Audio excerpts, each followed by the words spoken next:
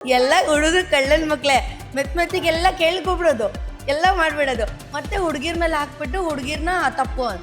ಸದಾ ಒಂದಿಲ್ಲೊಂದು ಸುದ್ದಿಯಲ್ಲಿರುವ ಸೋನು ಶ್ರೀನಿವಾಸ್ ಗೌಡ ಈ ಬಾರಿ ಹುಡುಗರೆಲ್ಲ ಕಳ್ಳನ್ ಮಕ್ಕಳು ಎನ್ನುವ ಮೂಲಕ ವಿವಾದದ ಕಿಡಿ ಹಚ್ಚಿದ್ದಾರೆ. ಅದು ಕೆಕೆ ಎನ್ನುವ ಹೊಸ ಚಿತ್ರದ ಐಟಂ ಸಾಂಗ್ ಬಿಡುಗಡೆ ಸಮಾರಂಭ. ಈ ಐಟಂ ಸಾಂಗ್ ನಲ್ಲಿ ಡ್ಯಾನ್ಸ್ ಮಾಡಿರುವ ಸೋನು ಗೌಡ ಅವರನ್ನ ವಿಶ್ವಾನಿ ಟಿವಿ ಕಿರು ಸಂದರ್ಶನ ನಡೆಸಿತ್ತು. ಈ ಸಂದರ್ಭದಲ್ಲಿ ಸೋನು ಗೌಡ ಗಂಡು ಮಕ್ಕಳೆಲ್ಲ ಕಳ್ಳನ್ ಮಕ್ಕಳು ಎಂದು ವ್ಯಂಗ್ಯದ ಧಾಟಿಯಲ್ಲಿ ಹೇಳಿದ್ರು. ಇವರ ಈ ಹೇಳಿಕೆಗೆ ಈಗ ಭಾರಿ ಆಕ್ರೋಶ ವ್ಯಕ್ತವಾಗುತ್ತಿದೆ. ಸೋಷಿಯಲ್ ಮೀಡಿಯಾದಲ್ಲಿ ಈ ಬಗ್ಗೆ ಇದೊಂದು ರಾಷ್ಟ್ರೀಯ ವಿಷಯ ಎನ್ನುವಷ್ಟರ ಮಟ್ಟಿಗೆ ಚರ್ಚೆ ನಡೆಯುತ್ತಿದೆ. ಹುಡುಗರೆಲ್ಲ ಕಳ್ಳನ್ ಮಕ್ಕಳು ಎನ್ನುವ ಮೂಲಕ ಇಡೀ ಪುರುಷ ಸಮುದಾಯವನ್ನ ಸೋನು ಗೌಡ ಅವಮಾನಿಸಿದ್ದಾರೆ ಎಂದು ಕೆಲವರು ಕರ್ನಾಟಕ ಚಲನಚಿತ್ರ ವಾಣಿಜ್ಯ ಮಂಡಳಿ, ಕಲಾವಿದರ ಸಂಘ ಮತ್ತು ಪೊಲೀಸ್ ಠಾಣೆಗೆ ದೂರು ನೀಡುವ ಮಟ್ಟಿಗೆ ಹೋಗಿದ್ದಾರೆ. ಸೋನು ಗೌಡ ನಿಜಕ್ಕೂ ಹೇಳಿದ್ದೇನು? ಸೋನು ಗೌಡ ಹೇಳಿಕೆಗೆ ಸೋಷಿಯಲ್ ಮೀಡಿಯಾದಲ್ಲಿ ವ್ಯಕ್ತವಾದ ಅಭಿಪ್ರಾಯ ಏನು?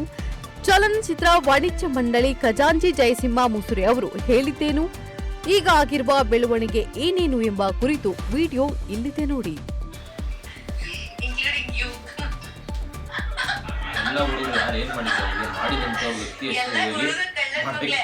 ಮೆತ್ತಿಗೆಲ್ಲ ಕೇಳ್ಕೊಬಿಡೋದು, ಎಲ್ಲ ಮಾಡ್ಬಿಡೋದು, ಮತ್ತೆ ಹುಡುಗಿರ್ ಮೇಲೆ ಹಾಕ್ಬಿಟ್ಟು ಹುಡುಗಿರ್ನ ತಪ್ಪು ಅಂತ. ಅಂದ್ರೆ ಹುಡುಗಿರ್ 100% ಪರ್ಫೆಕ್ಟ್ ಅಂತ ಹೇಳಲ್ಲ, ಹುಡುಗಿರು ಸರಿ ಇರಲ್ಲ, ಹುಡುಗರು ಸರಿ. ಇಷ್ಟು ಟೈಮ್ ತಗೊಂಡ್ರು ಸೋನು ಅವರು ಆಕ್ಚುಲಿ ಒಂದು ಸಿನಿಮಾದಲ್ಲಿ ಕಾಣಿಸ್ಕೊಳ್ಳೋದಕ್ಕೆ ಅಂತ. ಕರ್ಮ ಮತ್ತೆ ದೇವ್ರನ್ನ ಎರಡು ತುಂಬಾ ಜಾಸ್ತಿ ನಂಬ್ತೀನಿ. ಏನಾಗ್ಬೇಕು ಅದು ಹಾಗೆ ಆಗುತ್ತೆ. ಸೊ ಕನ್ನಡ ಚಿತ್ರರಂಗದಲ್ಲಿ ಬೆಳೆಸೋದಿಲ್ಲ, ತುಳಿತಾರೆ ಅನ್ನೋ ತರ ಮಾತುಗಳನ್ನೆಲ್ಲ ಹೇಳಿದ್ರಿ. ಬಟ್ ಈಗ ಕನ್ನಡ ಸಿನಿಮಾ ಮೂಲಕ ನಿಮ್ಗೆ ಒಂದು ಅವಕಾಶ ಸಿಕ್ಕಿದೆ ಆಕ್ಚುಲಿ ಇದು ಸ್ಪೆಷಲ್ ಸಾಂಗ್ ಮಾಡೋದಕ್ಕೆ. ಸೊ ಈಗ ಏನ್ ಹೇಳ್ತೀರಾ ಕನ್ನಡ ಚಿತ್ರರಂಗದ ಬಗ್ಗೆ? ಹಳೆಯದನ್ನೆಲ್ಲ ಮರತ್ ಜನ ನಿಮ್ಮನ್ನ ಅಕ್ಸೆಪ್ಟ್ ಮಾಡ್ತಾರೆ ಅಂತ ಅನ್ಕೊಂಡಿದ್ದೀರಾ?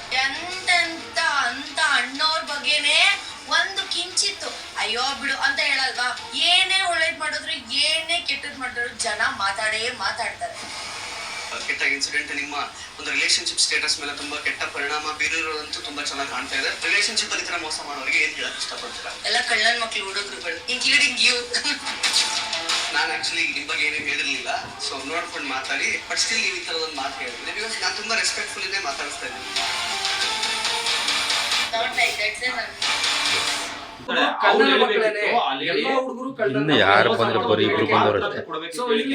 ಇದೇ ಒಂದು ವಿಚಾರನ ಯಾರಾದ್ರೂ ಅದು ವಯಸ್ಸಾದವರಾಗ್ಲಿ, ವೃದ್ಧರಾಗ್ಲಿ ಅಥವಾ ವಯಸ್ಕರಾಗ್ಲಿ ಯಾರಾದ್ರೂ ಒಪ್ಪಿ ತಪ್ಪಿ ಮಾತಾಡಿದಿದ್ರೆ ಹೆಣ್ಮಕ್ಳೆಲ್ಲ ಕಳ್ರು ಇಲ್ಲ ಅಂತ ಅನ್ನೋ ಒಂದು ಅದು ಗೊತ್ತಿದ್ದೋ ಇವತ್ತಿಗೆ ಆಗ್ತಾ ಇದ್ದಂತ ಪರಿಣಾಮಗಳೇ ಬೇರೆ. 108 ಮಹಿಳಾ ಆಯೋಗದ ಸಂಘಗಳು ಇವತ್ತು ಮುಂದೆ ನಿಂತ್ಕೊಂಡು ಧರಣಿ ಕೂರ್ತಾ ಇದ್ವು. ಇಲ್ಲಿ ಪುರುಷರನ್ನ ಯಾರು ಕೇಳೋರೇ ಇಲ್ವಾ? ಅವ್ರಿಗೆ ಪ್ರತ್ಯೇಕವಾಗಿ ಆಂಕರ್ ಕೇಳಿರ್ತಕ್ಕಂಥ ಕ್ವಶನ್ ಬಹಳ ಚೆನ್ನಾಗಿದೆ. ಅವ್ರಿಗೆ ಇನ್ನೊಂದು ಅಶ್ವವೇಗ ಅನ್ನೋ ಒಂದು ನ್ಯೂಸ್ ಚಾನಲ್ ನಲ್ಲಿ ಹೇಳ್ತಾರೆ ಏನಂತ, ಇಲ್ಲ ನಾನು ಆತರ ಎಲ್ಲ ಹೇಳಿದ್ದು, ಅದನ್ನ ಕನ್ವೆ ಮಾಡ್ಕೊಳ್ಳೋದಕ್ಕೆ ಹೋಗಿದ್ದಾರೆ ಅವ್ರಿಗೆ. ಆದ್ರೆ ನಾನು ಆತರ ಎಲ್ಲ ಹೇಳಿದ್ದು ಈ ತರ. ಯಾವ ತರ ನೀನ್ ಹೆಂಗಮ್ಮ ಹೇಳ್ತೀಯಾ? ಯಾವ ಧೈರ್ಯದ ಮೇಲೆ? ಈಗ ನಿಮ್ಮ ಅಪ್ಪನೂ ಕೂಡ ಒಬ್ಬ ಪುರುಷ. ಎಲ್ಲಾ ಗಂಡ್ರು ಏನೋ ಹುಡುಗರು ಕೆಟ್ಟವರು ಅಂತ ನೀನ್ ಹೆಂಗ್ ಹೇಳ್ತೀಯ? ಕಳ್ರು ಅಂತ ನೀನ್ ಹೆಂಗ್ ಹೇಳ್ತೀಯ? ಅದನ್ನೇ ಅವಾಗಲೇ ನಾನು ನಿಮಗೆ ಹೇಳಿದ್ದೆ. Yes sir. ಏನಂತ ಹೇಳಿದ್ರೆ ಈಗ ಅವ್ರಿಗೆ ಅನ್ಯಾಯ ಯಾರಿಂದ ಆಗಿದೆ ಅನ್ನೋದನ್ನ ಕರೆಕ್ಟ್ ಅಲ್ವಾ? ಸೊ ಇದು ನಡೆದ ದಿವಸ ನೀವು ಅವತ್ತಿಗೆ ಅಲ್ಲಿ ಯಾವ್ದಾದ್ರು ಲೋಕಲ್ ಸ್ಟೇಷನ್ಸ್ ಗೆ ಅಲ್ಲಿ ಇಲ್ಲಿಗೆ ನೀವೇನಾದ್ರು ಕಂಪ್ಲೇಂಟ್ ನಮ್ಗೆ ಅದು ಗೊತ್ತಾಗಿದ್ದಿದ್ರೆ ಸರ್ ಅವತ್ತೇ ನಮ್ಮಲ್ಲಿ ಕೇಳಿ ಅಥವಾ ಯಾವ ಪುರುಷರಿಂದ ಅವ್ರಿಗೆ ಅನ್ಯಾಯ ಆಗಿದೆ ಅವ್ರನ್ನ ಕರೆಸಿ ಅದು ಯಾವ ರೀತಿ ಮಾಡ್ತಿರೋದು ಅವರು ಮಾಡ್ಬೇಕೇ ವಿನ ಇವಾಗ ಆಕೆಗೆ ಏನಾದ್ರು ನಿಜಕ್ಕೂ ಪುರುಷರಿಂದ ಕೆಟ್ಟದ್ದಾಗಿತ್ತು ಅಂದ್ರೆ she has to go to the court only. ಯಾಕಂದ್ರೆ ಅವ್ಳಿಗೆ ಏನು ಅನ್ಯಾಯ ಆಗಿದೆ, ಎಲ್ಲ ಅಬ್ಯೂಸ್ ಆಗಿರ್ತದೆ ಅಥವಾ ಅವ್ರು ಬೇರೆ ಯಾವ್ದಾರ ರೀತಿ ಚಿತ್ರರಂಗದವರಾಗಲಿ ಅಥವಾ ಮತ್ತೊಬ್ಬ ಆಗಲಿ ನಡ್ಕೊಂಡಿತ್ತು ಅಂದ್ರೆ ಆಕೆ ಕಂಪ್ಲೇಂಟ್ ಮಾಡ್ಬೇಕಾಗ್ತದೆ. ಸುಮ್ಮನೆ ಹೇಳಿಕೆ ಕೊಡೋದ್ರಿಂದ ಈಗ ಇದು ಏನಾಗುತ್ತೆ ಗೊತ್ತಾ, ಈಗ ನೀವು ಇದನ್ನ ದೊಡ್ಡದು ಮಾಡಕ್ ಹೋದ್ರೆ she will become A heroine. ಅಲ್ಲ ಸರ್, ನಾವು ಬೆಳೆಸಬಾರ್ದು ಅಲ್ಲ, ನನ್ನ ಎಕ್ಸ್ಪೀರಿಯನ್ಸ್ ಅಲ್ಲಿ ನಾನು ಹೇಳ್ತಾ ಇದ್ದೀನಿ. ಇದನ್ನ ಸುಮ್ಮನೆ ಕಟ್ ಆಫ್ ಮಾಡ್ಬಿಟ್ಟು ಈಗ ಏನಾಗಿದೆ ಇಲ್ಲಿ ಫೇಸ್ಬುಕ್ಕು, ಇನ್ಸ್ಟಾಗ್ರಾಮು ಇದರಲ್ಲಿ ಬರೇ ರೀಲ್ಸ್ಗಳು ಬರ್ತಿರ್ತವೆ ಆ ಥರದ್ದು ಅಂತ ಆಕೆ ಇದನ್ನ ತಿಳ್ಕೊಂಡಿದ್ದಾರೆ. ಆಕೆಗೆ ಇನ್ನು ಐ ಥಿಂಕ್ ಮೆಂಟಲಿ ಆಗಿಲ್ಲ ಅನ್ಕೊಳ್ತೀನಿ. ಒಂದು ಮೆಚುರಿಟಿ ಅನ್ನೋದು ಇರ್ತದೆ ಒಂದು ಏಜ್ ಬಂದಾಗ. ಅದು ಹೇಗೆ ಮಾತಾಡಬೇಕು, ಏನು ಮಾತಾಡಬೇಕು, ನಾನು ಯಾವ ಸ್ಥಾನದಲ್ಲಿ ನಿಂತಿದ್ದೀನಿ ಇವತ್ತಿಗೆ, ನಾನು ಕಲಾವಿದ ಆಗಬೇಕು ಅಂದರೆ ಬೆಳಿಬೇಕು ಅಂದರೆ ಇಲ್ಲಿ ನಾನು ಇಲ್ಲಿರ್ತಕ್ಕಂಥ ನಿರ್ಮಾಪಕರಿಗಾಗಲಿ ನಿರ್ದೇಶಕರಿಗಾಗಲಿ ತಗ್ಗಿ ಬಗ್ಗೆ ನಡಿಬೇಕು ಅನ್ನೋದನ್ನ ಆಕೆ ಕಲಿಬೇಕಾಗ್ತದೆ ಸರ್. ಇದು ನಾವು ಹೇಳ್ಕೊಟ್ಟು ಬರತಕ್ಕಂಥ ಪಾಠ ಅಲ್ಲ. ಹಿಂಗೆ ಬಿಡ್ತಾ ಹೋಗ್ಬಿಟ್ರೆ ಪುರುಷ ಸಮುದಾಯವನ್ನೇ ಕೆಟ್ಟದಾಗಿ ದೂಷಿಸಿರ್ತಕ್ಕಂಥ ಸೋನು ಶ್ರೀನಿವಾಸ್ ಗೌಡ ಇದಕ್ಕಿಂತ ಮುಂಚೆ 4 ವರ್ಷದ 5 ವರ್ಷದ ಹಿಂದೆ ಇಡೀ ಚಲನಚಿತ್ರವೇ ಸರಿ ಇಲ್ಲ, ಚಲನಚಿತ್ರ ರಂಗವೇ ಸರಿ ಇಲ್ಲ, ನಾನು ತೆಲುಗು ಇಂಡಸ್ಟ್ರಿಗೆ ಹೋಗ್ತೀನಿ ಅಂತಕ್ಕಂತ ಹೇಳಿಕೆ ಕೊಟ್ಟಂತ ಸೋನು ಶ್ರೀನಿವಾಸ್ ಗೌಡ ಇವತ್ತು ಈ ತರ ಮಾತಾಡಿದ್ದಾರೆ. ಮುಂದೆ ಅಲ್ಲಿಗೆ ಇನ್ನೊಂದು ಮಾತಾಡಲ್ಲ ಅಂತ ಇವಾಗ ಏನ್ ಗೊತ್ತಾ, ಆಕೆನ ಹಾಕಬಾರ್ದಿತ್ತು. ನಮ್ಮ ಪ್ರೊಡ್ಯೂಸರ್ಸ್ ಬಗ್ಗೆ ಆಕೆನ ಹಾಕಬಾರ್ದಿತ್ತು. ಚಿತ್ರರಂಗದ ಬಗ್ಗೆ ಇರ್ತಕ್ಕಂಥ ಕಾಳಜಿ ಇರ್ತಕ್ಕಂಥ ನಿರ್ಮಾಪಕರು ಅವತ್ತಿನ ದಿವಸನೇ ಅವಕಾಶ ಕೊಡೋದನ್ನ ನಿಲ್ಲಿಸಬೇಕಾಗಿತ್ತು. ಸೊ ಏನೋ ಐಟಮ್ ಸಾಂಗಿಗೂ ಏನೋ ಮೋಸ್ಟ್ಲಿ ಹಾಕಿರ್ಬೇಕು ಆಕೆನ. ಹೀರೋಯಿನ್ ನನ್ನ ದೃಷ್ಟಿನಲ್ಲಿ ಇದನ್ನ ಬೆಳೆಸ್ಕೊಂಡು ಹೋಗಿ ಅವರನ್ನ ದೊಡ್ಡ ವ್ಯಕ್ತಿ ಮಾಡೋದಕ್ಕಿಂತ ಸುಮ್ಮನೆ ಕ್ಲೋಸ್ ಮಾಡ್ಕೊಳ್ಳೋದು ಉತ್ತಮ.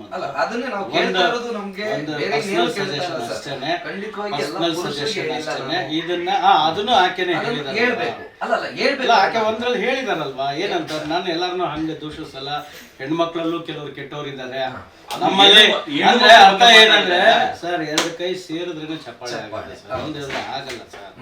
ಯಾವ್ದೋ ಹೆಣ್ಣು ಹೋಗ್ಬಿಟ್ಟು ನನ್ನ ಕೈ ಮುಟ್ಬಿಟ್ಟೆ ಅಂತ ತಕ್ಷಣಕ್ಕೆ ಅವಳ ಅಕ್ಸೆಪ್ಟೆನ್ಸ್ ಇತ್ತು ಅಂದ್ರೆ ಕೈ ಮುಟ್ಟಿದ್ದಕ್ಕೆ ಸುಮ್ಮನೆ ಇರ್ತಾಳೆ, ಅದರ್ವೈಸ್ ಕಪಾಳಕ್ಕೆ ಬಾರಿಸ್ತಾಳೆ. ಕರೆಕ್ಟ್? ಸೊ ಒಂದು ನಿಮಗೆ ನಾನು ಕೇಳ್ಕೊಳ್ಳೋದು ಇಷ್ಟೇನೆ, ಇದನ್ನ ಬೆಳೆಸೋ ಬದಲು ಬಿಟ್ಟುಬಿಡಿ. ನನಗೆ ನಾವು ಆಮೇಲೆ ನಾನು 42 ವರ್ಷ ಆಯ್ತು ಒಬ್ಬ ನಿರ್ಮಾಪಕನಾಗಿ, ಒಬ್ಬ ನಟನಾಗಿ ನಾನು ಚಿತ್ರರಂಗದಲ್ಲಿ ಗುರುತಿಸ್ಕೊಂಡು 42 ಇಯರ್ಸ್ ಆಯ್ತು. ಇವತ್ತಿಗೂ ನಾನು ಹೆಂಗೆ ನಡ್ಕೊಳ್ತೀನಿ ಅಂದರೆ, ನಾನೇನಾರು ಇವತ್ತು ಕೆಟ್ಟದ್ದು ಮಾಡಿದ್ರೆ ನಮ್ಮ ಅಪ್ಪನ ಹೆಸರು ಹೇಳ್ಬಿಟ್ಟು ನನಗೆ ಬೈಕತ್ತಾರಪ್ಪ ಅಂತ ಹೇಳ್ಬಿಟ್ಟು ಅವರ ಹೆಸರಿಗೆ ಎಲ್ಲಿ ಕೆಟ್ಟ ಹೆಸರು ಬರುತ್ತೆ ಅಂದ್ಬಿಟ್ಟು ನಾನು ತುಂಬ ತಗ್ಗಿ ಬಗ್ಗೆ ನಡೆದು ಇಂಡಸ್ಟ್ರಿನಲ್ಲಿ ಇವತ್ತಿಗೆ ಈ ಪ್ಲೇಸಿಗೆ ಬಂದು ಕೂತಿರುವಂಥ ವ್ಯಕ್ತಿ ನಾನು. ಸರ್, ಅದ್ರ ಬಗ್ಗೆ ಸಂಪೂರ್ಣವಾಗಿ ನಿಮ್ಮ ಬಗ್ಗೆ ಅಲ್ಲಲ್ಲ, ನಾನು ಜನರಲ್ ಆಗಿ ಮಾತಾಡ್ತಾ ಇದ್ದೀನಿ. ನಾನು ಜನರಲ್ ಆಗಿ ಮಾತಾಡ್ತಾ ಇದ್ದೀನಿ. ಎಲ್ಲರೂ ಹೀಗೆ ನೀವು ದಯವಿಟ್ಟು ಕಲಾವಿದರ ಸಂಘಕ್ಕೆ ಹೋಗಿ ಈ ರೀತಿ ನಿಮ್ಮ ಕಲಾವಿದರು ಒಂದು ಗಂಡಸರಿಗೆ ಈ ರೀತಿ ಅವಹೇಳನಕಾರಿಯಾಗಿ ಮಾತಾಡಿದ್ದಾರೆ, ದಯವಿಟ್ಟು ಕರೆಸ್ಬಿಟ್ಟು ಅದಕ್ಕೆ ಸಮಜಾಯಿಷಿ ಕೇಳಿ ನಾವು ಬರ್ತೀವಿ ಅಂತಾನೆ ನೀವು ಲೆಟರ್ನಲ್ಲಿ ಕೊಡಿ ಅವ್ರಿಗೆ. ಯಾಕಂದ್ರೆ ಈಗ ನಮಗೆ ಇಲ್ಲೊಂದು ಕಟ್ಪಾಡು ಇರ್ತದೆ ಸರ್, ನಮ್ದೇ ಆದ ಒಂದು ಚೌಕಟ್ಟಲ್ಲಿ ನಾವು ಗೈಡ್ಲೈನ್ ಮಾಡ್ಕೊಂಡಿರ್ತೀವಿ. ಈಗ ಬೇಕಾದಷ್ಟು ಸಂಘ ಸಂಸ್ಥೆಯಲ್ಲಿ ನಾವು ಸಜೆಷನ್ ಕೇಳಕ್ಕೆ. ನಮಸ್ತೆ ಎಲ್ರಿಗೂ.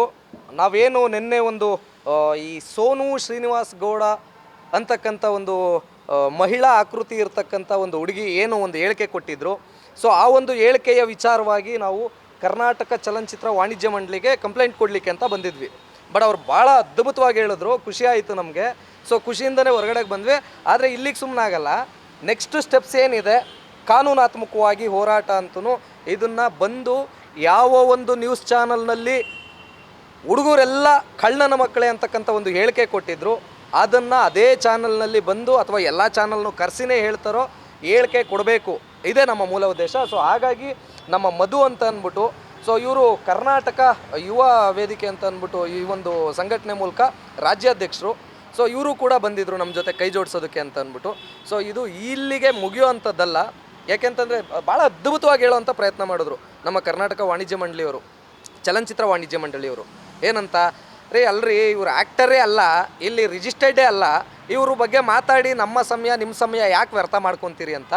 ಅದು ಅಕ್ಷರಶಃ ಸತ್ಯ. ಯಾಕೆ ಅಂತಂದರೆ ಇಲ್ಲಿ ಏನೂ ಇಲ್ಲ, ಯಾರೋ ಪಾಪ ನಿರ್ಮಾಪಕರು, ನಿರ್ದೇಶಕರು ಅಥವಾ ಯಾರೋ ಕೋಆರ್ಡಿನೇಟ್ಗಳು ಯಾರೋ ಕರ್ಕೊಂಬಂದು ಬಿಟ್ಟಿರಬೇಕು.